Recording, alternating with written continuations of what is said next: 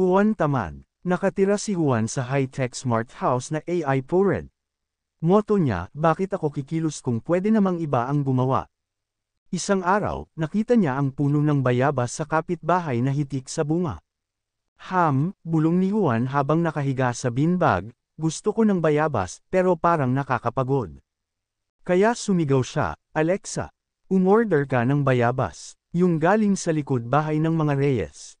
Sumagot ang AI, ang bayabas ay wala sa lahat ng delivery app. Gusto mo bang gamitin ang drone?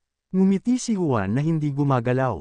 Gawing stealth mode. Ayokong mahuli, ulit. Lumipad ang drone. Pagbalik nito, may dalang bayabas, at may kalakip na note. Juan, maraming beses mo na ginawa to. Magtanim ka na lang ng sarili mo, Aling Reyes. Napabuntong hininga si Juan habang kumakagat sa bayabas. Suportado talaga ng kapitbahay ang catamaran ko. Sweet naman nila.